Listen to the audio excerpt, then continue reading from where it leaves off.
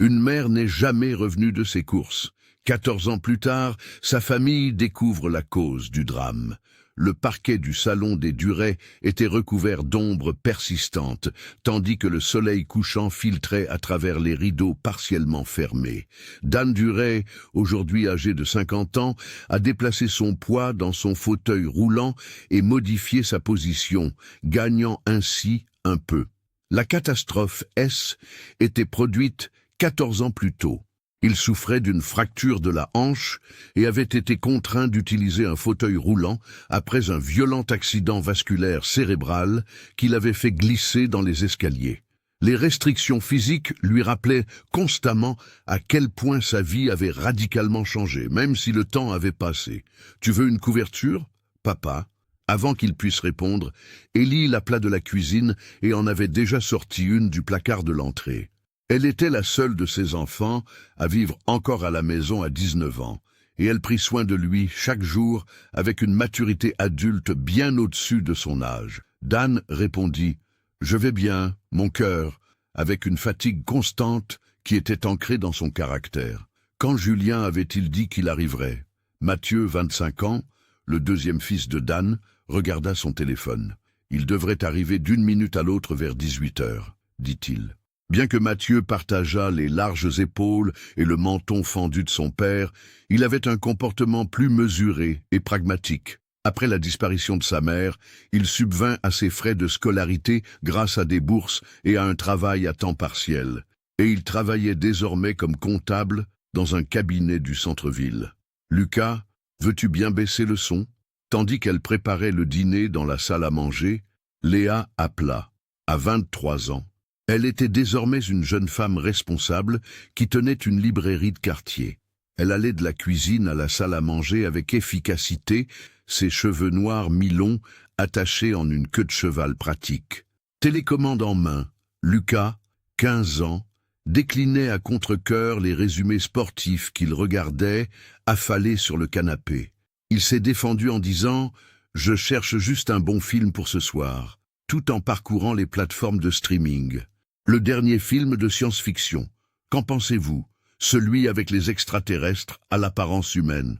Dan a souri légèrement et a ajouté « Pas d'extraterrestres. Ellie les déteste, vous le savez bien. » Ellie arriva avec une pile d'assiettes de la cuisine. « Les extraterrestres me conviennent parfaitement. Je déteste juste qu'ils jaillissent de la poitrine des gens pendant le dessert. » La chaleur des plaisanteries familières emplissait la maison, démontrant à quel point ils avaient persévéré en famille, malgré tout. Le week-end, les 5 enfants se retrouvaient pour un film, un dîner et une discussion. Était leur habitude, leur façon de préserver les liens qui les avaient unis pendant les années de séparation. Léa déclara « La table est prête », prenant un moment pour apprécier sa création. Chaque assiette était soigneusement disposée, les verres remplis d'eau glacée, les serviettes soigneusement pliées à côté des fourchettes et des couteaux, et tout était à sa place, comme leur mère le leur avait appris. Il y avait 5 couverts, dont un 6e en bout de table pour Julien. En se dirigeant vers la salle à manger, Mathieu commenta « Ça sent bon ». Ellie répondit avec enthousiasme « Des lasagnes, j'ai aussi fait cuire du pain à l'ail ». Sa silhouette d'adolescent dégingandé, bien calé dans son fauteuil habituel, Lucas abandonna la recherche d'un film et les rejoignit à table. « On commence ? J'ai faim. » Dan secoua la tête et se dirigea vers sa place à table. « Nous attendons toujours que tout le monde soit là avant d'attendre Julien. » En regardant le plat fumant au milieu de la table, Lucas grommela que la nourriture refroidissait. « Je vais l'appeler, » dit Mathieu, ayant déjà composé le numéro de son frère. Une seconde plus tard, il fronça les sourcils. Aucune réponse. Messagerie vocale. Au fil des minutes, ils restèrent assis en silence. La glace dans leur verre d'eau commença à fondre et les lasagnes cessèrent de fumer. Le front de Dan était plissé par le stress, tandis qu'il regardait sa montre. Léa allait proposer qu'ils commencent sans Julien lorsqu'ils entendirent une voiture s'engager dans l'allée, puis une portière claquer. Le visage de Julien, trentenaire, rougit d'inquiétude et d'excitation lorsque la porte d'entrée s'ouvrit brusquement et qu'il entra précipitamment. Son apparence habituellement soignée était négligée. ses cheveux noirs tombant en cascade sur son front, sa cravate dénouée et son bouton du haut défait. Il regarda autour de lui dans la salle à manger, observant sa famille l'attendre à la table. Il répondit, essoufflé, « Désolé, je suis en retard », mais sa voix était tendue et pressante, ce qui mit tout le monde sur les nerfs. « Pas de souci, on allait… » dit Dan, mais Julien l'interrompit. Il tira sa chaise, mais resta debout et s'exclama « J'ai trouvé quelque chose !» À propos de maman, l'atmosphère de la pièce changea brusquement. La température sembla baisser de quelques degrés, les épaules se raidirent et les visages se crispèrent. Fouillant dans son téléphone, Julien ajouta « J'ai reçu un appel de l'inspecteur Morel aujourd'hui. » Dan répondit « Assieds-toi, Julien, on t'attend et le repas est en train de refroidir. J'ai quelque chose à te montrer. Tu ne te rends pas compte de l'importance de tout ça, papa. » Julien se leva, serrant son téléphone fermement comme une bouée de sauvetage. « Attends une minute, s'il te plaît. Ton père a raison, » dit Mathieu d'une voix calme mais ferme. « Quoi qu'il en soit, ça peut attendre après le dîner. Mangeons d'abord. » Cherchant désespérément un allié, Julien parcourut la table du regard, mais sans succès. Léa examinait son plat. Lucas le regardait avec un mélange d'inquiétude et d'agacement, tandis qu'Élie se mordillait la lèvre avec anxiété. Après en avoir discuté, ajouta doucement Léa, « Nous avions décidé d'arrêter de parler de maman lors des réunions de famille. Cependant, Julien prétendait que C était différent et les policiers ont découvert. Ça suffit. » La voix de Mathieu monta en flèche. « Nous savons qu'elle nous a quittés parce qu'elle n'arrivait plus à gérer la situation. Elle a trouvé quelqu'un d'autre et est partie après l'accident de son père, les frais médicaux et l'éducation de 5 enfants seuls. » Julien a rétorqué « Ce n'est pas vrai, maman ne… » Mais elle l'a fait, n'est-ce pas? Léa a rompu son calme apparent et s'est jointe à elle. « Comment qualifieriez-vous cela quand papa est en fauteuil roulant ? Que nous sommes submergés par les dettes liées à ses frais médicaux, et qu'ensuite elle disparaît sans laisser de traces. » Mathieu adoucit un peu sa voix et dit « 14 ans, Julien, 14 ans sans un mot. Rien, ni lettre, ni appel. Quelle preuve supplémentaire !» Les voix se chevauchaient, tandis que des années de souffrance et d'amertume remontaient à la surface, les échanges passionnés s'intensifiant. Élie regarda, impuissante. Ses frères et sœurs se disputaient tandis qu'Aldi se tortillait sur sa chaise. Ça suffit. Lorsque la voix de Dan résonna dans la pièce, il fut instantanément recroquevillé dans son fauteuil roulant à cause d'une toux sifflante. Aussitôt, le combat cessa. Quand la toux de son père s'est arrêtée, Élie s'est levée d'un bond pour lui tapoter le dos et lui offrir de l'eau. Elle a murmuré « Je suis désolée, papa », avant de se tourner vers ses frères et sœurs. « On ne pourrait pas dîner tranquillement ? Papa attend ce soir avec impatience depuis 1 semaine et nous lui manquons. » La respiration laborieuse de Dan, qui se remettait de sa quinte de toux, était le seul bruit qui rompait le silence épais qui s'était installé à table. Finalement, Julien s'affala sur sa chaise et murmura « Bien ». Sa bouche était crispée d'irritation. Mais il voulait que tout le monde sache qu'il ne s'agissait pas d'une simple piste infructueuse. La police avait localisé la voiture de maman, submergée par une rivière. Cette révélation attira l'attention de tous, même s'ils étaient déterminés à l'ignorer. « Quoi ?» On entendait à peine la voix de Dan. Sentant l'ouverture, Julien ajouta « L'inspecteur Morel m'a appelé cet après-midi. J'y étais en retard, car j'étais au téléphone avec lui pour recueillir des informations après la découverte de sa voiture dans une rivière. » Dan regarda Élie. « S'il te plaît, enlève mon téléphone de la table basse. » Elle le récupéra rapidement, voyant le visage de son père pâlir tandis qu'il secouait les doigts et feuilletait ses notifications. Il leva les yeux vers Julien et confirma que l'inspecteur Morel avait manqué 4 appels. Son corps a-t-il été découvert? Julien secoua la tête. « Je n'en suis pas sûr. L'inspecteur a mentionné qu'ils analysaient encore la situation et qu'il serait utile que nous puissions visiter les lieux. » Alors que la gravité de la situation s'installait, la famille se regarda, oubliant la nourriture. Élie rompit le silence interloqué en suggérant que nous mangions quelque chose d'abord. Elle jeta un regard inquiet à son père, son côté pragmatique prenant le dessus. Il ne lui faudra que quelques minutes pour prendre ses médicaments avec de la nourriture. Mathieu acquiesça d'un signe de tête. Elle a raison. Mangeons vite avant de partir. Les fourchettes raclaient les assiettes, tandis qu'ils s'empressaient de terminer le repas, l'esprit bourdonnant de questions qu'aucun d'eux n'osait poser à voix haute. Ils restèrent silencieux, les lasagnes, autrefois appétissantes, maintenant sans saveur. Mathieu et Aldi commencèrent à débarrasser la table lorsqu'ils eurent suffisamment mangé pour pouvoir partir, tandis que Léa et Élie aidaient Dan à se préparer pour la visite surprise. Léa prit son téléphone et son portefeuille, et Élie ses médicaments et une couverture. « Papa, tu es sûr de vouloir partir ?» Tandis qu'elle l'aidait à ajuster son pull, Élie murmura, inquiète. « Pendant que les autres enquêtent, nous pouvons rester ici. » Dan secoua la tête avec force. « Je dois être présent. » Le soir s'assombrissait, et il flottait une fraîcheur qui n'était pas présente lorsqu'ils s'étaient retrouvés pour dîner. Le vieux SUV familial attendait dans l'allée de leur petite maison, aménagée pour accueillir le fauteuil roulant de Dan. Située à la périphérie de la ville, cette maison de plain-pied de style ranch était entourée de vieux chênes qui avaient vu les bonheurs et les chagrins de la famille pendant de nombreuses années. Julien et Mathieu replièrent le fauteuil roulant et le placèrent à l'arrière, après avoir soigneusement observé leur père en sortir et s'installer sur le siège passager. Julien prit le volant, tandis que Léa, Élie et Aldi montaient au centre. Il régla les rétroviseurs et répondit « Je conduis. Je suis pleinement conscient de notre destin. » Julien ne put s'empêcher de remarquer l'extérieur de la maison en sortant de l'allée. La lumière du porche était allumée et le jardin baignait d'une agréable lumière provenant des fenêtres. Par une soirée calme, ce N était qu'une maison familiale comme les autres. Personne, passant par là par hasard, n'aurait pu deviner le chaos qui y régnait ni le vide criant qui avait marqué leur vie pendant 14 ans.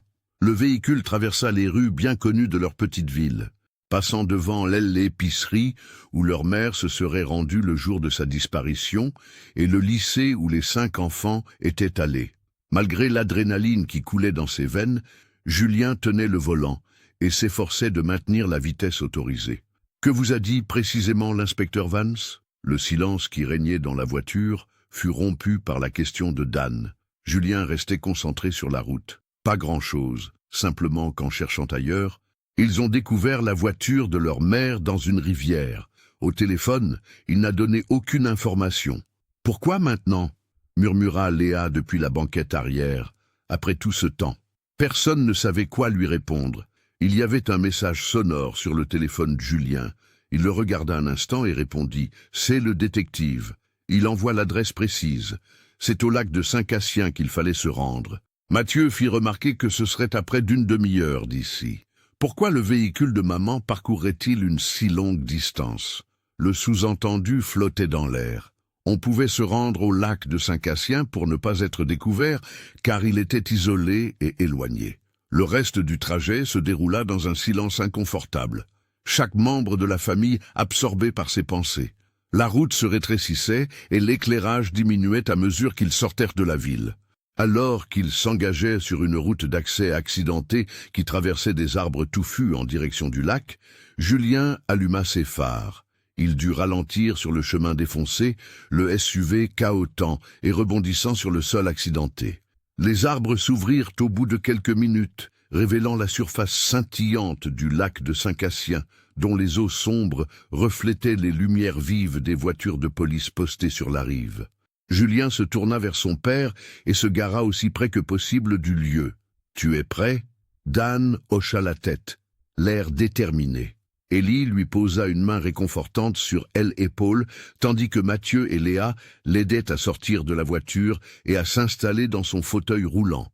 Une odeur d'eau stagnante, de terre et quelque chose de plus désagréable, évoquant des choses depuis longtemps submergées et fraîchement dérangées, les assaillit dès qu'ils ouvrirent les portières. Tandis que ses aînés poussaient le fauteuil roulant de leur père en direction du périmètre de police, Aldi resta un peu en arrière et fronça le nez. Les roues du fauteuil s'enfonçaient parfois dans la boue, rendant difficile sa progression sur le terrain accidenté. Mathieu et Léa durent coopérer pour aider Dan. Élie resta aux côtés de son père, lui tenant le bras, tandis qu'il se dirigeait vers les policiers rassemblés. Julien marchait devant sa famille, cherchant un visage familier parmi les policiers. Il aperçut l'inspecteur Morel, debout près du bord de l'eau, engagé dans une longue discussion avec un policier en uniforme. Avec ses cheveux poivre et sel et son visage constamment épuisé, celui qui avait trop vu dans son travail, l'enquêteur était un homme trapu d'une quarantaine d'années. « Morel, l'inspecteur » hurla Julien en descendant à petits pas. L'inspecteur se retourna, son visage grisonnant étincelant de reconnaissance. « Tu as réussi, Julien ?» Il traversa la plage boueuse et regarda, au-delà de Julien, le reste de la famille. « Tu as amené tout le monde. Je vois. On devait être là, » dit Julien d'un ton simple. « Qu'avez-vous découvert ?» L'enquêteur Morel désigna le lac où une dépanneuse était garée, son puissant œil déjà en place. Une automobile, ou ce qu'il en restait, était garée sur la rive, ruisselante d'eau du lac et recouverte de vases et de végétation aquatique. La voiture bleue délavée, qui avait appartenu à Claire Duret, était reconnaissable, malgré les années passées en dessous. Lorsque la famille les a rejoints, l'inspecteur Morel a déclaré « Nous l'avons trouvée en début d'après-midi. À vrai dire, nous ne la cherchions pas. Dans le cadre d'une enquête en cours sur un trafic de drogue, nous avons fait inspecter la zone par un hélicoptère. D'en haut, le pilote a aperçu un reflet dans le lac. Le visage de Dan était indéchiffrable. Le regard perdu dans la voiture mouillée. « Avez-vous localisé ?» Il n'a pas pu terminer sa question. L'inspecteur Morel a compris la question non posée et a répondu « Aucun corps. C'est étrange. Quand nous sommes arrivés, la voiture était vide. »« Est-elle vide ?» répéta Mathieu, surpris. « Êtes-vous sûr ?» Le détective confirma qu'elle était complètement vide. « Mais nous avons découvert des objets intrigants à l'intérieur. »« Quel genre de choses ?» demanda Julien avec enthousiasme. L'inspecteur Morel récupéra un sac scellé contenant une image endommagée par l'eau après avoir fouillé dans sa poche. Celui-ci était rangé dans un sac plastique dans la boîte à gants, ce qui contribua à sa conservation. « C'est la photo de ta mère. » Les mains tremblantes, Dan attrapa le sac tout en contemplant la photo floue de Claire, souriante et insouciante, juste avant qu'elle ne disparaisse. L'enquêteur poursuivit, d'un ton plus prudent. Il y avait autre chose. Nous avons découvert les affaires d'un homme, dont une casquette de baseball, une paire de lunettes de soleil et un reçu à son nom. Je le savais, commenta brusquement Léa d'un ton plein de ressentiment. Effectivement, elle avait grandi avec quelqu'un. C'est injuste, s'est plaint Julien d'emblée. Ça nous est inconnu. Qu'est-ce que ça pourrait être d'autre? Mathieu a lancé un défi. Des affaires d'hommes dans la voiture de maman au fond d'un lac, sans aucune trace d'elle. Elle a mis en scène sa propre disparition. C'est évident. L'inspecteur Vance a poursuivi. Notre enquête indique que la voiture a été intentionnellement coulée. Aucun dommage attendu suite à un accident n'a été constaté. Le bateau a coulé après que les vitres ont été baissées et remplies d'eau. Aucune trace de violence ou d'acte criminel n'a été constatée. Léa croisa les bras et déclara « Je sais que ce que je fais est illégal », laissant ses jeunes enfants derrière elle. Elle pensait qu'il lui était arrivé quelque chose, car elle ne pouvait pas partir sans conséquence. « C'est ridicule », rétorqua Julien. « Notre mère ne nous abandonnerait jamais. Il existe une autre explication. Lucas a finalement pris la parole après être resté silencieux jusque-là. Nous avions tous besoin d'elle, alors pourquoi nous abandonnerait-elle au moment où papa avait le plus besoin d'elle? On craque parfois, murmura doucement Mathieu. Avec 5 enfants à élever, les frais médicaux de papa et aucune aide, la pression devient insupportable. Elle a trouvé une solution et l'a utilisée. Désespéré, Julien fit appel à l'inspecteur Vance. « Vous n'y croyez pas vraiment, n'est-ce pas ? Il doit y avoir plus à dire après toutes ces années. » L'inspecteur poussa un profond soupir. « Julien, je suis dans cette situation depuis 27 ans. Je l'ai déjà vu. Les gens font tout pour cacher leurs traces, et ils disparaissent parce qu'ils le veulent. Mais pourquoi chercher la voiture maintenant ?» demanda Dan, les yeux pleins d'émotion mais la voix posée. 14 ans plus tard, l'inspecteur Vance clarifia. « On ne la cherchait pas, comme je l'ai dit. À cet endroit, nous effectuions une surveillance aérienne pour une opération de cocaïne. L'automobile a été aperçue d'en haut par l'hélicoptère.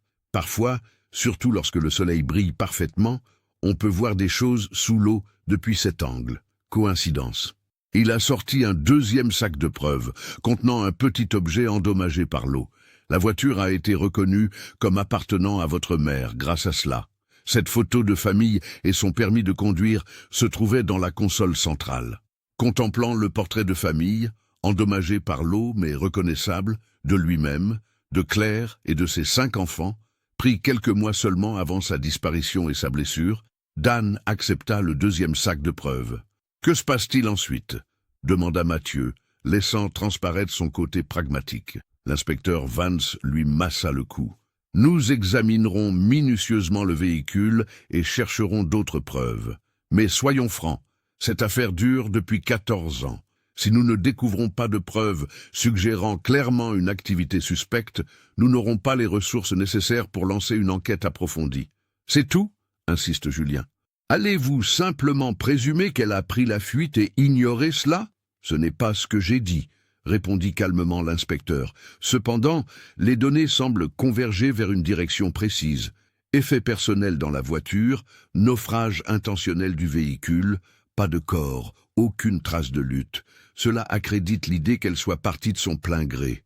Il jeta un coup d'œil à la famille et dit « Si vous le souhaitez, je peux vous donner des copies de toutes les preuves que nous avons recueillies. Des photos, des inventaires et nos premiers résultats. À quoi bon ? D'une voix creuse, Léa parla. Rien ne changerait. Dan, jusque-là plutôt silencieux, rompit le silence. Je suis épuisé, Ellie, et je veux rentrer à la maison maintenant. Ellie marchait derrière son fauteuil roulant et murmura doucement. Bien sûr, papa. Dan dit à l'inspecteur Morel de faire ce qu'il voulait avec la voiture. Ce mystère nous hante depuis 14 ans. Je doute que nous soyons en paix si nous découvrons la vérité aujourd'hui. Julien est resté sur ses positions alors que la famille commençait à déménager. « Ces copies, s'il vous plaît, » dit-il fermement. L'inspecteur Morel hocha la tête et sortit un paquet de manilles de sa voiture. Au cas où, je les avais préparées. Des copies de certains objets découverts dans la boîte à gants sont également incluses dans une enveloppe séparée. Lorsque nous avons sorti la voiture, mon équipe a tout photographié. Après avoir remis l'enveloppe à Julien, il l'a gentiment touché à l'épaule. Au fil des ans, j'ai travaillé sur de nombreux cas de disparition. L'aîné est souvent celui qui a le plus de mal à se séparer. Mon fils, j'espère que ces informations t'apporteront un peu de sérénité. Julien baissa les yeux vers l'enveloppe qu'il tenait. Merci. Il sentit le poids émotionnel et physique de la preuve peser sur lui, tandis qu'il retournait vers l'endroit où sa famille attendait sa voiture. Julien n'arrivait pas à croire que sa mère venait de les quitter, même si C était ce que tout le monde semblait penser. Il devait y avoir plus dans cette histoire, et l'enveloppe qu'il serrait maintenant contre lui pouvait bien contenir les réponses. Leur excitation passée, s'étant transformée en un silence pesant, la famille regagna le SUV. Cette fois, Mathieu prit discrètement les clés des mains de Julien et monta au volant. Il lança simplement « Je conduis » et démarra le moteur pendant que les autres prenaient leurs aises. Afin d'examiner le contenu de l'enveloppe, Julien alla s'installer au dernier rang. Il alluma les phares de son téléphone et commença à parcourir les papiers tandis que la voiture sortait du lac de Saint-Cassien. Les premières pages contenaient des rapports de police standards, des descriptions d'opérations de récupération, l'inventaire des biens retrouvés dans la voiture et des photos du véhicule prises sous différents angles, démontrant son état de délabrement après 14 ans sous l'eau. Julien lut attentivement chaque page, cherchant tout ce qui pourrait contredire le récit de l'abandon, mais il ne trouva guère d'éléments pour réfuter le dévouement de sa mère. Sur le chemin du lac, Mathieu conduisait plus agressivement que Julien, accélérant vivement dans les lignes droites et prenant des virages serrés. Julien avait du mal à se concentrer sur les papiers à cause des bousculades. « Pourriez-vous ralentir, s'il vous plaît ?» Mathieu l'ignora ou ne l'entendit pas lorsqu'il cria à l'avant. Julien remit les papiers dans l'enveloppe à contre-cœur, après quelques minutes supplémentaires passées à essayer de les déchiffrer malgré les secousses et les balancements. Il avait décidé d'attendre leur retour, ou du moins d'être seul dans son appartement, où il pourrait tout examiner attentivement sans le regard critique de ses frères et sœurs. À l'exception du ronronnement du moteur et des soupirs sporadiques de Dan depuis le siège passager, le trajet de retour vers la maison de leur père se fit dans un silence inconfortable. Aldi fut le premier à apaiser la tension lorsqu'ils s'engagèrent dans l'allée, la lumière du porche encore chaleureuse. « Le film que nous regardons est-il toujours à l'affiche ?» Il regarda ses proches et demanda prudemment. « Ce n'est pas comme ça qu'on doit finir la soirée, si. » Après un court silence, Léa acquiesça lentement en réponse à la question. « Ça me semble une excellente idée. Ce serait dommage de gâcher la soirée parce que le dessert est encore sur la table. »« Papa ?» Ellie chercha à rassurer son père. Dan força un petit sourire. « Oui, je crois que cette diversion serait bénéfique pour nous tous. » Ils sont entrés et ont aidé Dan à se réinstaller dans son fauteuil roulant. Pendant qu'Ellie allait à la cuisine chercher la tarte aux pommes qu'elle avait préparée plus tôt, Mathieu et Léa se sont dirigés directement vers le salon, où ils ont allumé la télévision et parcouru les plats proposés. Après avoir hésité entre les groupes, Aldi rejoignit ses aînés à la télévision. Julien resta près de la porte, serrant toujours l'enveloppe. « Je m'en vais », déclara-t-il.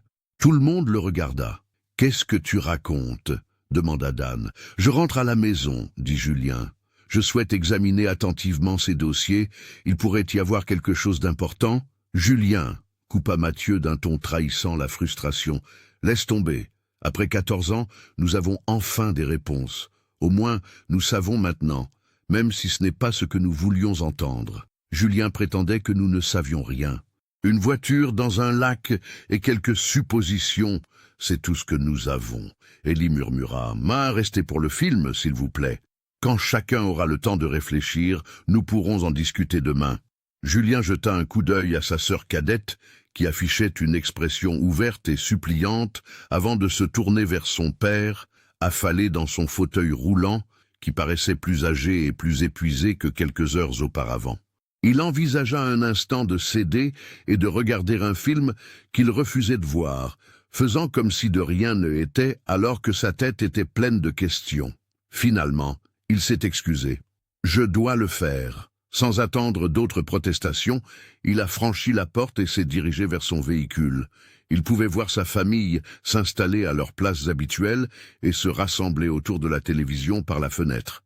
Ellie était assise sur l'accoudoir à côté de Dan, en fauteuil roulant, tandis que les autres étaient éparpillés sur le reste du mobilier. Pendant un moment, Julien resta assis dans sa voiture, les clés sur le contact, mais le moteur ne tournait pas encore. « Maman, où es-tu » demanda-t-il doucement dans la voiture vide. « Comment s'est passée ta vie? Nous as-tu vraiment abandonnés ?» Furieux des larmes qui menaçaient de couler, il s'essuya les yeux. Il murmura que J était l'aîné. « C'est moi qui ai dû prendre la relève après l'accident de papa. Au lieu de m'inscrire immédiatement à l'université, j'ai trouvé un emploi. J'ai tout fait pour que nous restions ensemble, allant même jusqu'à aider avec les enfants. Ils me méprisent tous maintenant, car je refuse de croire que tu nous as quittés. » Julien inspira profondément pour se ressaisir avant de démarrer le moteur et d'allumer l'éclairage intérieur. Étalant les papiers sur le siège passager, il ouvrit à nouveau l'enveloppe. Cette fois, il vit une enveloppe plus petite portant la simple mention « divers ». Il l'ouvrit par curiosité et découvrit des photocopies de documents et d'effets personnels retrouvés à l'intérieur du véhicule. L'un d'eux était un contrat de location, relativement lisible, mais masqué par les dégâts des eaux. Julien le regarda, perplexe. Le nom inscrit sur le baïen n'était pas celui de Claire Duret, mais il datait d'environ 3 mois après la disparition de sa mère. Il portait plutôt un nom inconnu, Elisabeth Charvet, mais c'est la signature au bas de la page que Julien remarqua. Il reconnut instantanément l'écriture de sa mère, même si elle était ancienne et indistincte sur la photocopie. Le même E plongeant qui figurait sur toutes ses listes de courses, le même C en boucle qu'elle utilisait pour signer ses autorisations de école. Il fixa la signature et dit « Elisabeth Charvet ». Maman inventa un nom. Julien parcourut le document plus attentivement, le cœur battant. Sur le bail, il y avait une adresse. Julien sortit son téléphone et saisit rapidement l'adresse dans une application de cartographie. À la périphérie de la ville, à des kilomètres de chez eux et loin de toute zone résidentielle, la vue satellite révéla une propriété située dans ce qui semblait être une zone industrielle.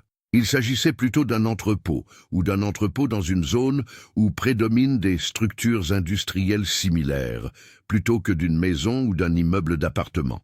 Il murmura « Ça n'a aucun sens. Pourquoi maman utiliserait-elle un faux nom pour louer un entrepôt ?» Le nom de Raymond Doss fut la première chose qu'il vit sur le bail. Bien que le nom lui fût familier, Julien fut incapable de l'identifier immédiatement. Lorsqu'il l'a saisi dans un moteur de recherche, les résultats l'ont glacé. Plusieurs articles de presse dataient d'il y a des années. Raymond Doss, un homme d'affaires local, est interrogé dans le cadre d'une enquête pour blanchiment d'argent. Doss a été disculpé des accusations de fraude, faute de preuves suffisantes. Les propriétés de Raymond Doss sont liées à des activités de prêt illicites. Après avoir lu quelques documents, Julien a reconstitué le portrait d'un homme vivant à la limite de la légalité, se livrant à des prêts abusifs et à d'autres activités commerciales douteuses sur lesquelles la police n'avait jamais pu enquêter pleinement. Il se tourna vers la maison et vit sa famille regarder le film ensemble par la fenêtre. Il songea un instant à rentrer et à leur montrer ce qu'il avait vu, mais il savait qu'il n'y prêterait pas attention. Aucun contrat de location ni aucun propriétaire méfiant ne pourrait les faire changer d'avis sur ce qui était arrivé à leur mère. Julien enclencha la marche arrière et sortit de l'allée, décidé à faire ça seul. Déterminé à en savoir plus sur la relation de sa mère avec Raymond Doss et sur la raison pour laquelle elle louait un entrepôt sous un faux nom, il dirigea la voiture vers l'adresse indiquée sur le bail plutôt que vers son propre appartement. À mesure que Julien approchait de la zone industrielle, le GPS le guida à travers des rues qui finirent par laisser place à des routes en mauvais état. Il y avait moins de lampadaires et davantage de bâtiments délabrés, notamment des usines aux vitres brisées, des entrepôts entourés de grillages surmontés de barbelés, et ce rare relais routier ouvert toute la nuit qui projetait des flaques de lumière fluorescentes sur les parkings vacants. Le GPS indiquait qu'il était arrivé à destination après 20 minutes de route. Ralentissant le véhicule, Julien observa par le pare-brise un bâtiment délabré d'un étage en retrait de la rue. Au-dessus de l'entrée, une vieille enseigne était pendue de travers et le mobilier de qualité était en cours de rénovation. Julien se gara à quelques pas du bâtiment, sur le parking en gravier. On aurait dit qu'il était à peine en activité. Un vieux pick-up était garé près d'une entrée latérale, et une faible lueur provenait de l'intérieur. Il constata que les vitres étaient obscurcies, limitant la vue sur l'intérieur tandis que ses phares éclairèrent la façade. Il coupa le moteur, mais resta dans la voiture, réfléchissant à la marche à suivre. Il n'avait pas vraiment planifié ni réfléchi à ce qu'il ferait une fois l'endroit localisé. Il était environ 22 heures, et il ne pensait pas que quelqu'un serait au travail à cette heure-là, mais il était évident qu'il y avait quelqu'un à l'intérieur. Alors qu'il hésitait entre se rendre au bâtiment ou revenir dans la journée, un homme âgé, portant une tasse fumante dans un récipient en plastique, apparut par une porte latérale. L'homme aperçut aussitôt la voiture de Julien et s'approcha lentement et prudemment. Malgré son désir naturel de partir, Julien se dit que était peut-être sa seule chance d'en savoir plus sur cet endroit et son lien avec sa mère. Lorsque l'homme s'approcha, il baissa sa vitre. Bien qu'il fût plus âgé que Julien ne l'avait initialement imaginé, peut-être la soixantaine, l'agent de sécurité, car cela semblait être son travail, se déplaçait avec la force et l'assurance d'une personne beaucoup plus jeune. Il portait une veste légère sur une chemise d'uniforme, sans l'emblème de l'entreprise, malgré l'heure tardive et le froid. Son regard perçant évaluait Julien, et son visage était fatigué mais attentif. « Bonsoir », murmura l'homme d'une voix étonnamment amicale. « Tu es perdu ?» Julien s'arrêta, évaluant rapidement sa démarche. À moins qu'il ne se soit trompé de chemin, il n'y a pas grand monde ici à cette heure-ci. Le risque de la vérité semblait trop grand. Il ne pouvait pas simplement déclarer qu'il enquêtait sur le lien entre ce lieu et sa mère disparue depuis longtemps. Il préféra mentir de manière crédible. « Je crois que tu avais raison. J'ai peut-être raté quelque chose, dit Julien avec désinvolture. Cependant, je suis tombé sur cet endroit en passant. Voyez-vous, je cherchais un espace d'entreposage pour ma petite entreprise dans le quartier. Le gardien prit une gorgée de café et regarda Julien par-dessus le bord de sa tasse en pensant « Je sais qu'il est tard, mais je voulais aller voir. Ce n'est pas à vendre, si c'est ce que tu te demandes. Qui est le propriétaire ?» demanda Julien, essayant d'avoir l'air inquisiteur. Le garde répondit « Harvey Doss ». Ce nom familier fit bondir le pouls de Julien. « Harvey Doss ?» Le garde haussa un sourcil et dit « Je ne crois pas en avoir entendu parler. Fils de Raymond Doss. Vous ne connaissez pas Raymond Doss ?» Julien fit mine de ne pas être au courant en secouant la tête. « Aurais-je dû ?» Le gardien a précisé que Raymond possédait la moitié des terrains industriels de cette zone. Il est décédé il y a quelques années. Harvey, son fils, a repris l'entreprise. « Je comprends », répondit Julien, les pensées s'emballant. « Y a-t-il un moyen de contacter Harvey ?» Le garde rit et dit « Harvey est un homme discret. Si ce n'est pas pour acheter la propriété, peut-être pour en louer une partie.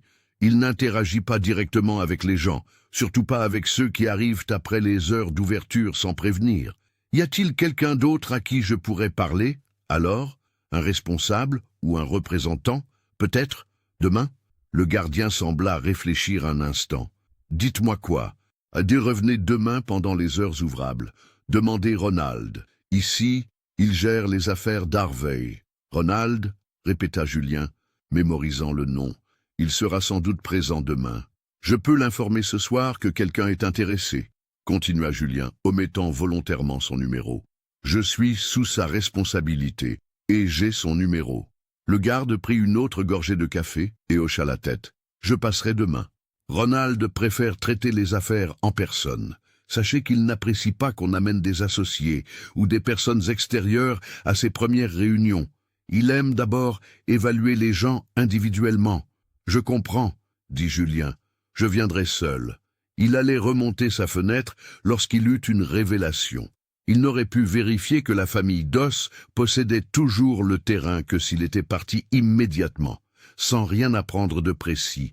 Il cria au garde, qui avait déjà commencé à partir, prenant un risque calculé. « Et puis, dit-il, je doute que vous ayez déjà entendu parler d'une femme nommée Elisabeth Charvet dans cette région. » L'impact fut instantané et saisissant.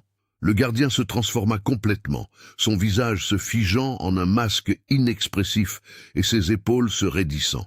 L'agent de sécurité amicale disparut, remplacé par un individu bien plus menaçant. « Vous devez partir », répondit-il sans ménagement, perdant toute civilité.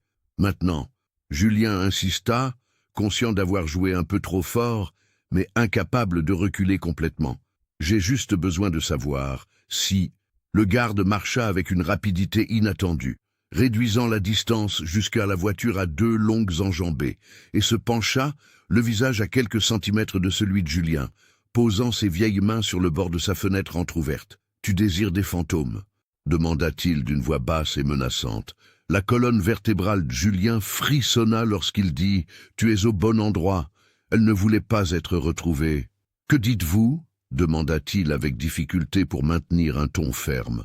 Le garde se redressa et appuya ses phalanges contre l'encadrement de la portière. « Si vous voulez en parler aussi, venez voir Ronald demain, mais je vous le déconseille, » dit-il en frappant à nouveau sur le châssis de la voiture. « Eux qui ne voudraient pas être retrouvés. » Après un bref moment d'hésitation, Julien mit la voiture en marche arrière et recula lentement, regardant le garde se tenir au même endroit, le regardant avec des yeux glacials, jusqu'à ce qu'il fasse demi-tour et s'éloigne, son esprit s'emballant alors qu'il retournait vers la ville. Pour la première fois en 14 ans, Julien sentit qu'il était enfin sur la piste de quelque chose de réel. Quelque chose qui pourrait expliquer ce qui était arrivé à sa mère. L'horloge du tableau de bord indiquait 23h35, tandis que Julien retournait vers la ville, l'esprit bourdonnant de questions et de théories. Le garde avait visiblement reconnu Elisabeth Charvet, le nom fictif de sa mère, et sa réaction confirma qu'Elisabeth, ou Claire, avait un lien avec cet endroit. Mais que voulait-il dire par fantôme? Et pourquoi disait-il qu'elle ne voulait pas être retrouvée? si ce n'était pour confirmer que sa mère avait volontairement disparu. Julien savait qu'il devait raconter sa découverte à sa famille, mais il doutait qu'ils aient l'écoute après leur réaction au dîner et au lac. Les implications semblaient confirmer ce que ses frères et sœurs pensaient. Leur mère avait pris la décision de disparaître. Cependant, la réaction du garde, son brusque changement d'attitude, passant d'amical à menaçant, suggérait que l'histoire ne se limitait pas à une simple femme quittant sa vie. Ils étaient réconciliés, chacun à leur manière, avec l'abandon de leur mère. Mathieu était devenu responsable et pragmatique. Léa avait résolu de ne plus être déçue. Élie avait concentré son énergie à prendre soin de leur père. Et Aldi, qui n'avait qu'1 an lorsque Claire avait disparu, ne l'avait jamais vraiment connu, à l'exception de Julien, qui n'avait jamais accepté l'histoire de l'abandon. Aucun d'eux ne voulait rouvrir de vieilles blessures, mais une autre personne pourrait être intéressée par ce qu'il avait découvert. Julien s'arrêta sur le bord de la route, trouva la carte de l'inspecteur Morel dans son portefeuille et marqua une pause avant d'appeler, se demandant comment l'inspecteur réagirait s'il apprenait que Julien était allé enquêter lui-même. Ici, Morel. Le détective répondit à la 4e sonnerie, la voix lourde de sommeil, mais finit par conclure que l'information était trop cruciale pour être gardée pour lui. Veuillez m'excuser pour l'appel tardif, inspecteur. Était Julien Duret. L'inspecteur a bruissé comme s'il était assis dans son lit. Un contrat ou un bail se trouvait dans le dossier divers et l'adresse indiquait un entrepôt loué au nom d'Elisabeth Charvet. J'ai trouvé quelque chose dans les copies de preuves que vous m'avez remises, commença Julien, choisissant de dire la vérité. Tout va bien, Julien, mais la signature, qui est, elle, écriture de ma mère, a également attiré mon regard, a déclaré le détective Morel, semblant plus alerte maintenant. Julien, incapable de contenir ses accusations, demanda « Pourquoi ne l'avez-vous pas mentionné plus tôt ?» Le détective répondit patiemment « Parce que cela correspond à ce que nous soupçonnions déjà.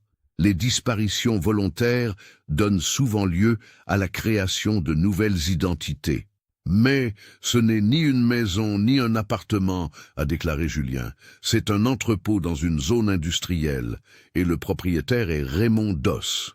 Il loue des appartements sous de fausses identités, se crée une nouvelle vie. Vous l'avez vu?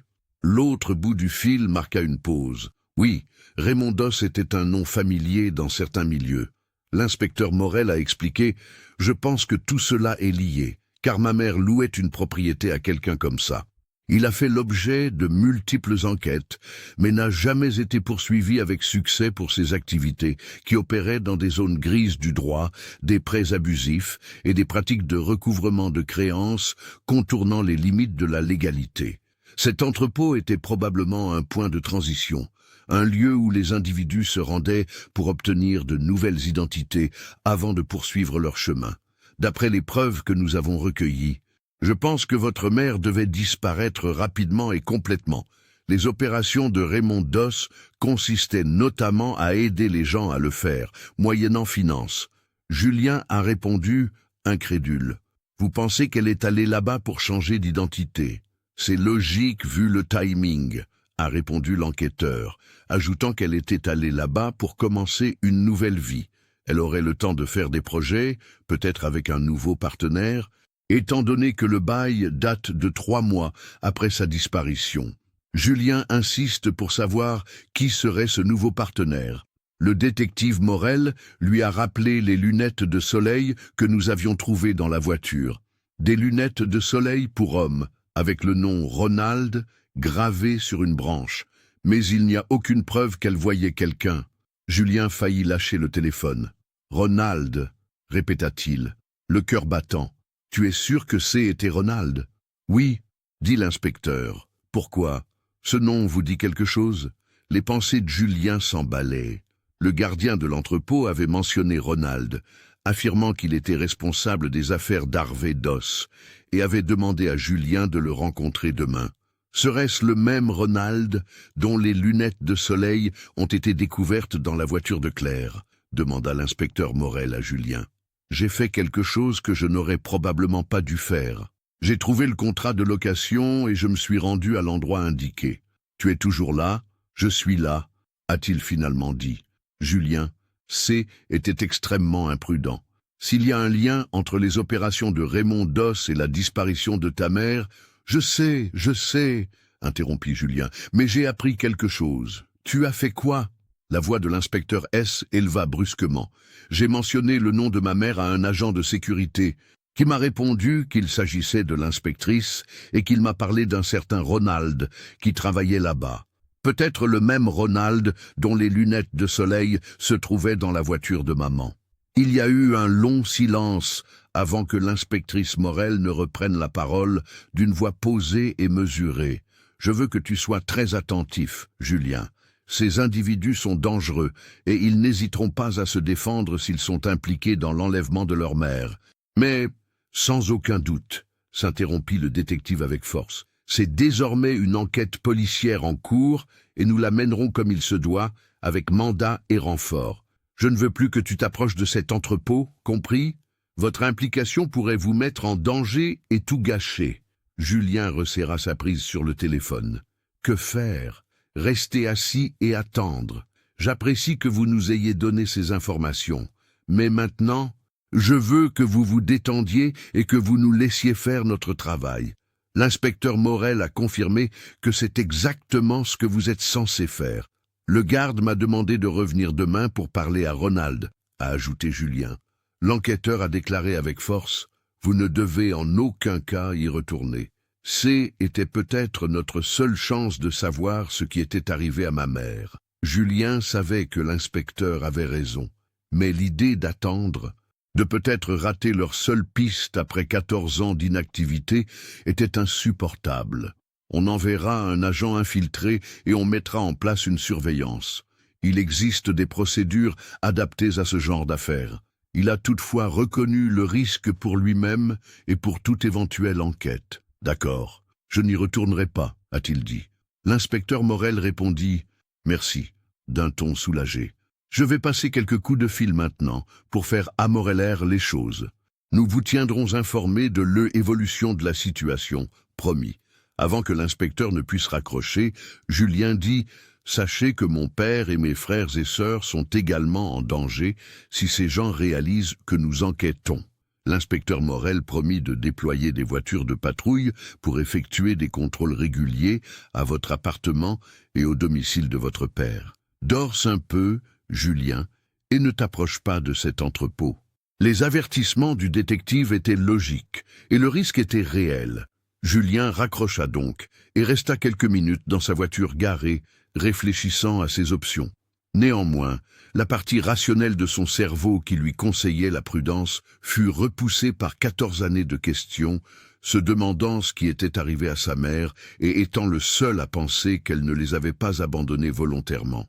Finalement, il gara sa voiture sur le parking de son appartement, sachant qu'il ne pourrait pas dormir, mais aussi qu'il devait réfléchir attentivement à sa prochaine décision. Quel que soit son choix, une chose était sûre. Après des heures passées à se retourner dans son lit, Julien s'endormit enfin d'un sommeil agité vers 4 heures du matin. À 7h30, il fut réveillé par la sonnerie de son téléphone, affichant le numéro de l'inspecteur Morel. Le matin arriva avec une clarté qui lui avait échappé durant sa nuit agitée. Il n'avait jamais été aussi proche de la vérité sur la disparition de sa mère. Quand Julien répondit, le détective ajouta sans se présenter « Je viens te chercher. On va à cet entrepôt, mais on le fait à ma façon. Sois prêt dans 15 minutes. » Comme promis, 15 minutes plus tard, l'inspecteur Morel s'arrêta devant l'immeuble de Julien dans une voiture de police banalisée. Il portait un jean, une chemise délavée, une veste en cuir usée qui lui donnait plus l'air d'un ouvrier du bâtiment que d'un détective, et des vêtements simples au lieu de son costume habituel. Julien grimpa sur le siège passager et comprit aussitôt que l'inspecteur N était pas seul. Alors qu'il s'éloignait du trottoir, l'inspecteur Morel expliqua « D'après ce que vous m'avez dit au sujet de Raymond Doss et de son fils Harvey, nous considérons cette situation comme potentiellement dangereuse. Un autre homme, également en civil, était assis à l'arrière. Morel le présenta simplement comme étant l'agent de Saint-Cassien, soutien tactique. J'ai passé la nuit à coordonner tout ça.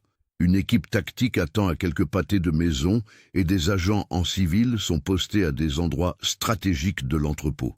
Julien a proposé que nous prenions ma voiture, car le garde l'a repérée la nuit dernière et cela pourrait paraître moins étrange. Après y avoir réfléchi, l'inspecteur Morel hocha la tête et dit « Vous avez raison, on changera de véhicule au prochain parking. » 10 minutes plus tard, il était dirigé vers la voiture de Julien, l'inspecteur Morel étant assis sur le siège passager et Julien au volant.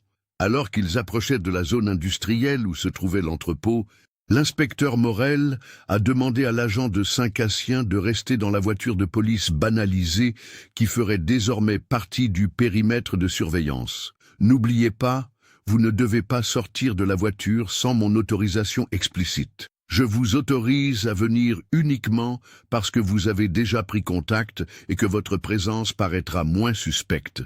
Mais il s'agit d'une opération de police, pas d'une enquête familiale.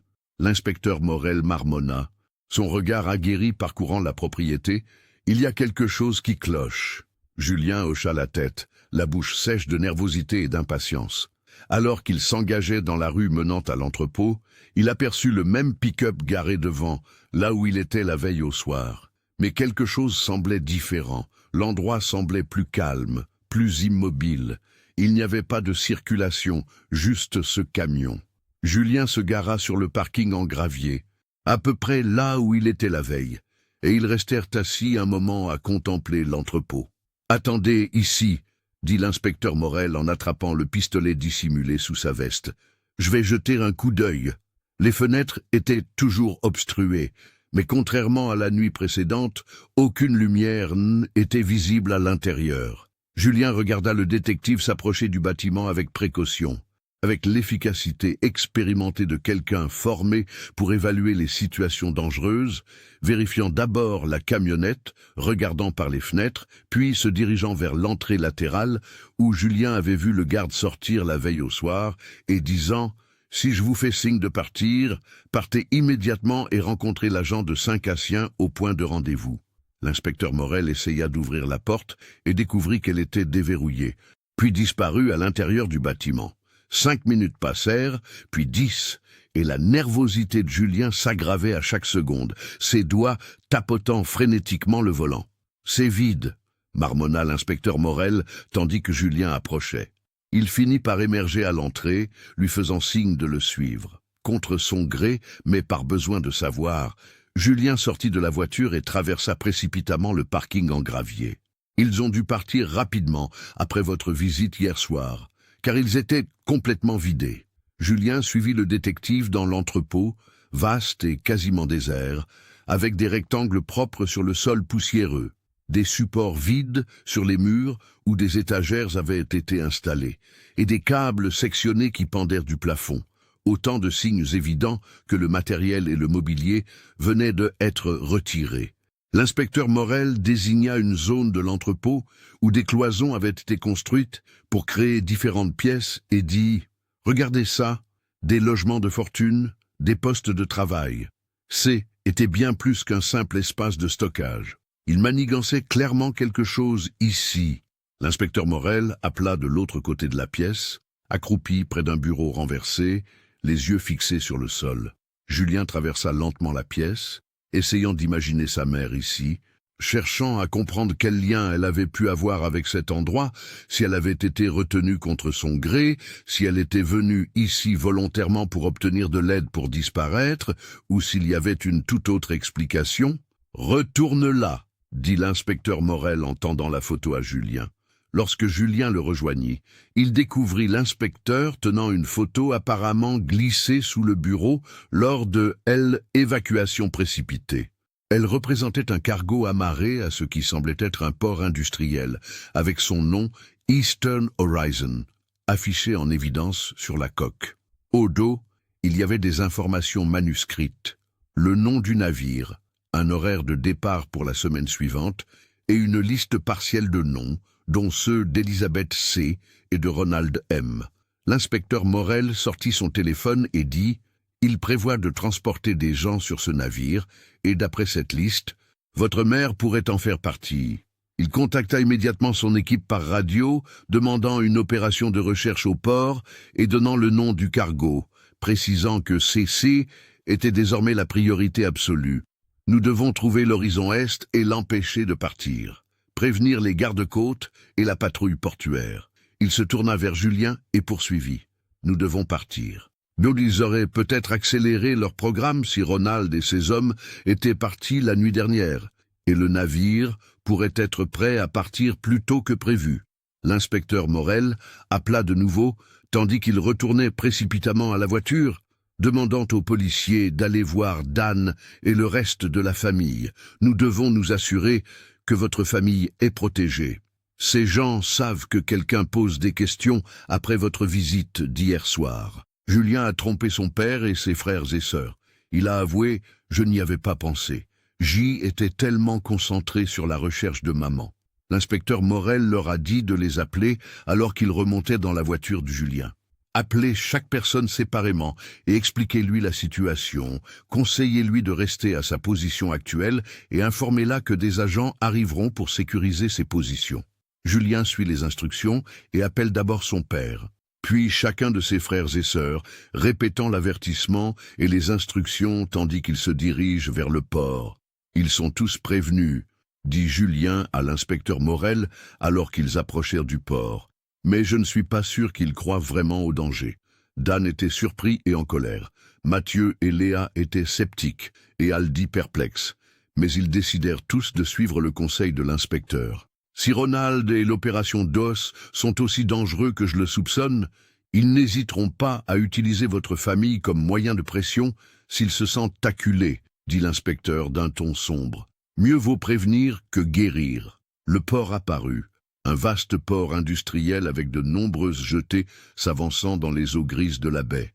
L'inspecteur Morel a présenté son badge aux gardes du port de sécurité principal, expliquant qu'il participait à une opération policière en cours. Le garde leur a fait signe de passer et leur a indiqué la direction de la capitainerie. Des cargos de toute taille étaient amarrés le long des quais, chargeant ou déchargeant leurs marchandises, tandis que de plus petits navires naviguaient entre eux. L'inspecteur Morel s'est approché d'un officier en uniforme qui semblait être responsable de l'opération et lui a demandé « Où en est la situation ?» Plusieurs officiers étaient déjà sur place, travaillant avec les responsables du port pour identifier l'horizon Est.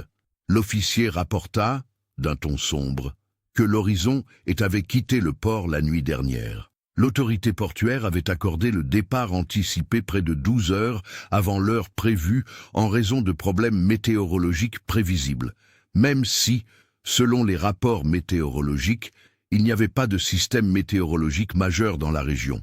Il le savait, dit Julien, la prise de conscience le frappant avec force. L'inspecteur Morel posa une main ferme sur l'épaule de Julien et dit « On n'abandonne pas. Ils ont su qu'on était sur eux dès que j'ai demandé des nouvelles de ma mère hier soir. Nous avons prévenu les gardes-côtes et les patrouilleurs du port sont à nos trousses. Ce navire n'a pas dû aller bien loin en 12 heures. Et ici, demanda Julien en désignant les quais. L'officier dit « Nous avons une longueur d'amorelle sur vous. Nous avons arrêté plusieurs dockers impliqués dans le départ précipité de l'Eastern Horizon, et ils sont actuellement interrogés. Ne pourrait-il pas y avoir encore des gens de Ronald dans les parages ?»« Bien joué, acquiesça l'inspecteur Morel.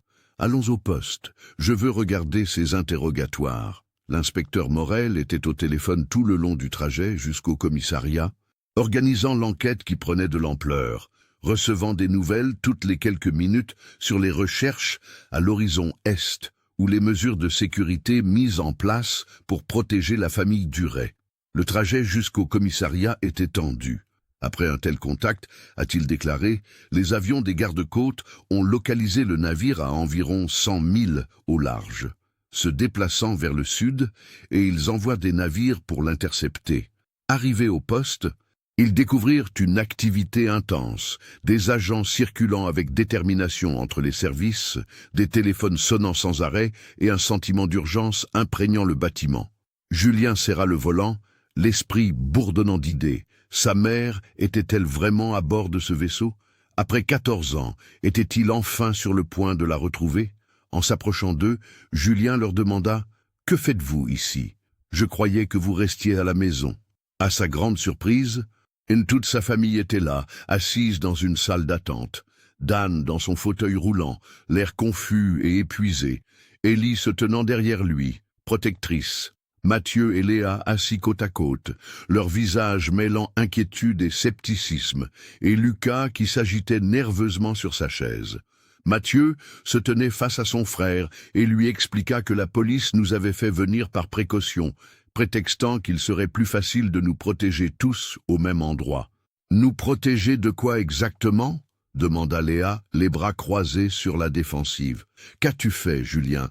L'inspecteur Morel s'avança avant que Julien puisse répondre, déclarant « Ton frère a peut-être découvert la vérité sur la disparition de ta mère, et cette vérité pourrait être dangereuse pour vous tous, avant d'informer rapidement la famille de ce qu'ils avaient découvert. Vous dites donc que maman ne nous a pas quittés volontairement. » Dit Élie d'une petite voix pleine d'espoir, qu'elle a été enlevée. D'après les preuves que nous avons recueillies, il semble que votre mère ait pu être impliquée dans une organisation criminelle dirigée par Raymond Doss et son fils Harvey, expliqua l'inspecteur Morel, faisant référence à l'entrepôt, à la photo du cargo, au nom figurant sur la liste et à la possibilité que Claire ait été forcée de travailler pour Ronald et l'opération Doss. Nous pensons que maman a été contrainte de travailler pour eux, peut-être à cause d'une dette ou d'une autre forme de pression. C'est insensé, a déclaré Mathieu, ajoutant que maman n'avait aucune dette. Dan, resté silencieux jusqu'à présent, éclaircit la gorge. Ce n'est pas tout à fait vrai, murmura-t-il doucement, ajoutant que C était papa qui s'occupait de tout l'argent à l'époque. Les frais médicaux après mon accident étaient exorbitants, dit Dan, la voix tendue par l'effort de la confession, tandis que tous les regards se tournaient vers lui, surpris. Notre assurance ne couvrait pas tout. J était à l'hôpital, puis en cure de désintoxication, et Claire était désespérée. Elle a essayé d'obtenir des prêts bancaires, mais nous avions déjà atteint le plafond de notre crédit. Julien, agenouillé près du fauteuil roulant de son père, demanda « Papa, tu veux dire que maman aurait emprunté de l'argent à quelqu'un comme Raymond Doss ?» Dan hocha lentement la tête, les larmes aux yeux. Je ne savais pas exactement ce qu'elle faisait pour nous maintenir à flot. Je n'ai pas posé de questions car J était trop préoccupé par mon rétablissement et l'agonie pour lui prêter attention une seule fois, en lui disant qu'elle avait réussi à payer les factures. L'inspecteur Vance prit une chaise et s'assit en face de Dan. « Monsieur Duret, c'est crucial. J'aurais dû poser des questions, environ une semaine avant sa disparition. Votre femme a mentionné quelque chose d'étrange. Tout ce qu'elle a fait, elle l'a fait pour nous. A-t-elle mentionné des noms? Raymond Doss, Ronald, quelqu'un impliqué dans les prêts? Dan secoua la tête. Les hommes que nous avons arrêtés au port sont actuellement interrogés, a déclaré l'inspecteur Vance, s'adressant à toute la famille. Je pensais qu'elle était simplement stressée, qu'elle exagérait à cause de la pression que nous subissions. Je n'aurais jamais imaginé. Sa voix s'est brisée et Élie a posé une main réconfortante sur son épaule. L'inspecteur Vance hésita, mais Julien poursuivit fermement. Je veux leur parler. Nous espérons qu'ils pourront nous fournir plus d'informations sur l'horizon Est et nous dire si votre mère est à bord. Julien supplia. S'il vous plaît, c'est moi qui ai parlé aux gardes de l'entrepôt. Je pourrais reconnaître quelqu'un, ou lui aussi. Ce n'est pas la procédure habituelle, Julien. L'inspecteur Vance réfléchit un instant, puis hocha la tête. D'accord, mais seulement en tant qu'observateur. Je parle.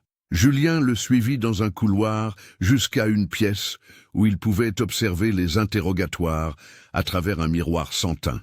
2 policiers interrogeaient un homme d'âge moyen, vêtu d'habits de docker, enchaîné à une table. « Ce n'est pas le garde que j'ai rencontré », murmura Julien en examinant l'homme. L'inspecteur Vance prit des notes sur un bloc-notes, murmurant de temps à autre des observations sur le langage corporel ou les réactions de l'homme.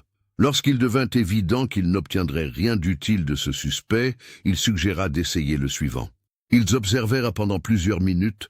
Le docker refusait obstinément de fournir des informations autres que son nom et son poste au port. Julien se tendit dès qu'ils aperçurent un homme plus âgé, interrogé dans la deuxième salle d'interrogatoire. « C'est lui », murmura-t-il frénétiquement. « C'est le gardien de l'entrepôt. » Julien confirma. « Vous êtes sûr ?» L'inspecteur Vance examina l'homme à travers la vitre. « C'est lui qui m'a parlé de Ronald », dit Julien. Contrairement au docker, le garde semblait presque à l'aise malgré la situation, répondant aux questions avec un calme détaché, presque comique.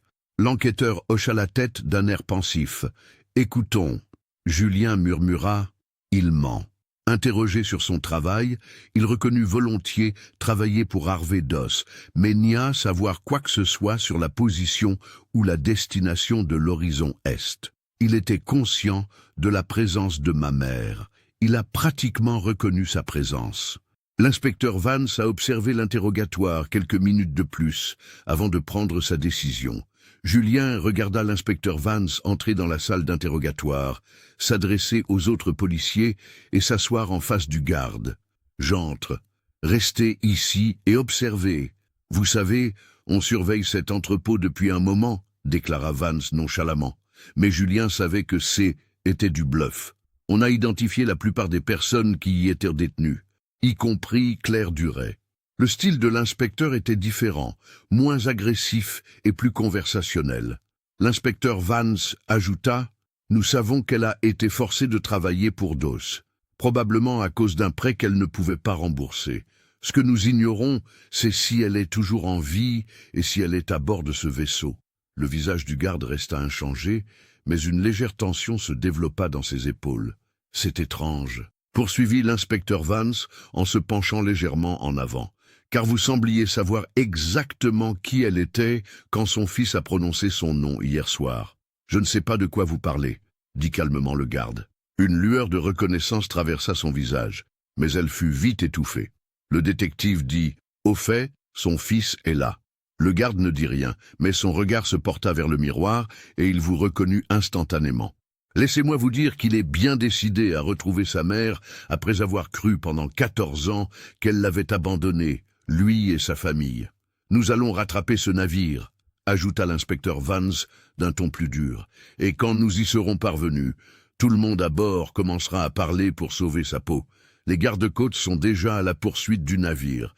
Vous risquez une peine sévère, a insisté l'inspecteur Vance, pour enlèvement, séquestration, probablement trafic des êtres humains, mais si vous nous aidez maintenant, si vous nous dites où va ce navire et si Claire Duret est à bord, je pourrai en parler au procureur. Ronald, Harvey Doss, ils vous jetteront sous un bus en un clin d'œil pour réduire leur propre peine. Le sang-froid du garde finit par se fissurer et il se tortilla sur son siège, tournant les yeux vers la table. Le garde resta silencieux un long moment avant de laisser échapper un profond soupir, celui d'un homme effectuant un calcul difficile. « Je suis vieux, » murmura-t-il finalement. « Je suis malade et la prison n'est qu'un endroit comme un autre où mourir. » L'inspecteur Vance conseilla au garde, avant de partir, d'aider une famille à retrouver sa mère. « Je ne peux pas vous dire où va le navire, je ne sais vraiment pas. Ces informations sont cloisonnées, mais je peux vous donner accès à quelque chose qui pourrait vous aider. Qu'est-ce que c'est? Il y a une application. Un système de messagerie sécurisé que nous utilisons, mon identifiant fonctionne peut-être encore. Il y a un traceur GPS pour le navire, des caméras de sécurité à bord, et c'est comme ça que Ronald garde un œil sur tout. » Le garde réfléchit un instant, puis se pencha et parla doucement. Le garde hocha lentement la tête, comme si je lui disais « Je vais mourir de toute façon, alors pourquoi ne pas faire quelque chose de bien pour une fois ?»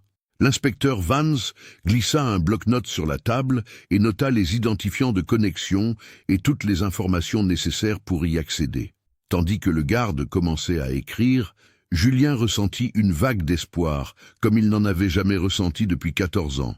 Pour la première fois, il avait la preuve tangible que sa mère ne les avait pas abandonnés et qu'elle était peut-être encore en vie. Alors qu'ils se dépêchèrent dans le couloir, l'inspecteur Vance dit à Julien « Transmettons ça immédiatement à l'équipe technique. » Il sortit de la salle d'interrogatoire avec une satisfaction sombre, tenant les identifiants du garde à la main. Si cette application fonctionne comme prévu, nous pourrions peut-être localiser le vaisseau et même obtenir une confirmation visuelle de qui est à bord. Ils se dirigèrent vers une pièce où plusieurs officiers étaient assis devant des ordinateurs, travaillant avec une intensité soutenue. Après avoir expliqué l'importance des informations de connexion, l'inspecteur Vance les a remises à un technicien, qui les a lues et a hoché la tête avec assurance. « Nous devons accéder à cette application sans alerter quiconque surveillant le système », a déclaré l'inspecteur Vance. « Donnez-moi quelques minutes, et je devrais pouvoir configurer une session miroir qui ne déclenchera aucune alerte de sécurité. » Julien et l'inspecteur Vance retournèrent dans la salle d'attente où le reste de la famille Duret attendait toujours. À mesure qu'ils se rapprochaient, Julien pouvait lire la tension sur chaque visage, l'espoir qui luttait contre l'incrédulité et la peur de la déception après tant d'années de résignation. « Avez-vous appris quelque chose ?» demanda Mathieu en se levant, tandis qu'ils entraient. « Notre équipe technique travaille dessus. »« Peut-être, » dit timidement l'inspecteur Vance. « Le garde nous a-t-il donné accès à une application qui pourrait nous aider à localiser le navire et à confirmer qui est à bord. Papa vient de nous parler des frais d'hôpital et de la façon dont maman essaie de trouver de l'argent pour les payer. « Et tu crois vraiment que maman est encore en vie ?» demanda Lucas, son jeune visage mêlant perplexité et espoir désespéré. « Qu'elle ne nous a pas quittés exprès ?» répondit doucement Julien. « Ces organisations fonctionnent en isolant les individus, » a poursuivi l'inspecteur Vance. « C'est logique maintenant. Elle a peut-être emprunté à DOS, n'a pas pu rembourser, et ils l'ont forcée à travailler pour eux. Mais pendant 14 ans ?» a protesté Léard, son scepticisme habituel ébranlé par l'incertitude, sans le moindre contact. « Si Claire avait pensé que te contacter te mettrait en danger, elle aurait peut-être évité de te voir pour te protéger. Ils divisent les familles et usent de coercition et de menaces pour garder le contrôle. » Dan tendit la main pour prendre celle de Julien, les yeux humides. Julien serra la main de son père et le rassura. « Aucun de nous ne le savait, papa. J'aurais dû le savoir, » marmonna-t-il. « Pendant toutes ces années, j'ai cru qu'elle nous avait abandonnés parce que j'y étais brisé, parce que je ne pouvais plus m'occuper de notre famille. Mais nous allons la retrouver maintenant. Nous allons la ramener à la maison. » Le téléphone du détective Vance sonna, coupant court à ce moment d'émotion, et il l'entendit rapidement avant de répondre « Nous arrivons tout de suite. » Il se tourna vers la famille et dit « Elle, équipe technique, a accédé à l'application et nous demande de nous rendre immédiatement dans la salle informatique. » Ils descendirent tous ensemble le couloir, Mathieu poussant le fauteuil roulant de Dan, tandis qu'Élie et Léa marchaient derrière leur père d'un air protecteur et encourageant. Le laboratoire informatique était une grande pièce remplie d'écrans, de serveurs et de matériel technique. Le spécialiste qui travaillait sur l'application les appela à un poste de travail central, où un grand écran affichait ce qui ressemblait à une carte, avec un point clignotant se déplaçant lentement sur une étendue bleue. Lucas resta proche de Julien, levant parfois les yeux vers son frère aîné avec un respect nouveau. Le spécialiste a pointé le point et a déclaré « C'est l'horizon Est. Nous avons déjà transmis ses coordonnées aux gardes-côtes. Le traceur GPS indique qu'il se trouve à environ 190 km au large et se dirige vers le sud-sud-est. » L'inspecteur Vance a demandé « Pouvez-vous accéder aux caméras de sécurité ?» Le spécialiste a hoché la tête et a tapé rapidement. L'application a restreint l'accès à certaines images de sécurité, principalement dans les zones de travail plutôt que dans les espaces privés. Les grands écrans étaient divisés en plusieurs écrans plus petits, chacun représentant une partie différente du navire. La plupart montraient des cales, des couloirs ou des zones mécaniques, mais certains ressemblaient à des ateliers improvisés, avec principalement des femmes assises à des tables ou des ordinateurs. « Je suis en train de les parcourir. Peux-tu agrandir celle-là » s'exclama brusquement Julien en désignant l'un des flux.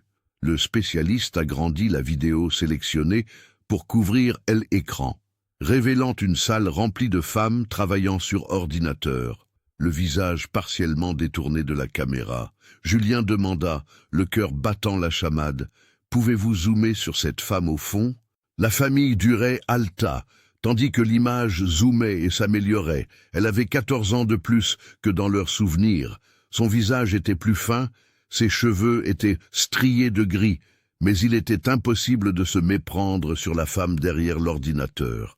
Dan tendit une main tremblante vers l'écran, comme pour tenter de toucher sa femme par-delà les kilomètres qui les séparaient. « Claire » marmonna-t-il d'une voix brisée. « Maman » gémit Ellie, les larmes coulant sur ses joues. « Nous avons la confirmation visible d'au moins une victime d'enlèvement à bord.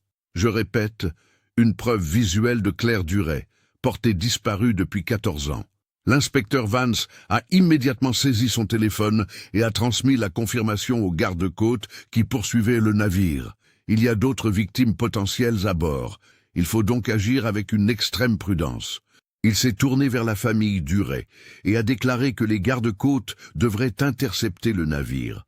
Nous allons devoir garder le silence radio pour ne pas alerter les membres du navire qui pourraient écouter nos conversations. Mais ils sécuriseront le navire et évacueront tout le monde en toute sécurité. Alors, que faisons-nous maintenant ? Demanda Mathieu. L'inspecteur Vance répondit simplement. Nous attendons et nous préparons le retour de votre mère. Dan resta assis en silence dans son fauteuil roulant, des larmes coulant parfois sur ses joues, tandis qu'il contemplait la photo de sa femme, son scepticisme initial, évanouissant complètement face aux preuves irréfutables que leur mère était en vie. Lucas alternait entre s'asseoir à côté de son père et rejoindre Julien, qui se tenait résolument près de l'écran principal, refusant de détourner le regard plus de quelques secondes. Ellie et Léa se serraient l'une contre l'autre, parfois en chuchotant, parfois simplement en se tenant la main pour un soutien silencieux. Mathieu arpentait la pièce, son côté pratique cherchant à s'exprimer dans le mouvement. Alors qu'ils étaient un peu éloignés l'un de l'autre, Julien dit doucement à l'inspecteur Vance « Je le savais. Pendant toutes ces années, j'ai su qu'elle ne nous aurait jamais quittés volontairement. Tu ne l'as jamais abandonnée, remarqua l'inspecteur. C'est elle qui ne nous a jamais abandonnés. » Se souvenait Julien, et elle a survécu à tout ce qui lui est arrivé, quoi qu'on lui ait fait. Une telle foi est rare. Elle vécut 14 ans. Dans le silence de cet instant, entouré des preuves de la survie de leur mère, Julien réalisa quelque chose de profond sur la nature des liens familiaux. La foi était bien plus que croire sans preuve. C était s'accrocher à la vérité alors que tout autour de soi indiquait le contraire. Alors qu'ils étaient sur le point de se retrouver, Julien comprit que le courage ne consistait pas à affronter les dangers extérieurs, mais à affronter la peur de l'espoir lui-même, la vulnérabilité terrifiante de croire que les choses brisées pouvaient être réparées. Sa famille avait été brisée pendant 14 ans par l'abandon, chaque membre construisant sa propre armure pour se protéger de la douleur. Ils affronteraient ensemble les défis qui les attendaient sur ce cargo, non pas comme les fragments d'une famille brisée, mais comme ce qu'ils avaient toujours été malgré les cicatrices et le silence, une constellation de vie liée par un amour indestructible que ni le temps ni la distance ne pouvaient briser. Leur mère avait subi la captivité pour les protéger, et maintenant ils braveraient l'inconnu pour la ramener à la maison.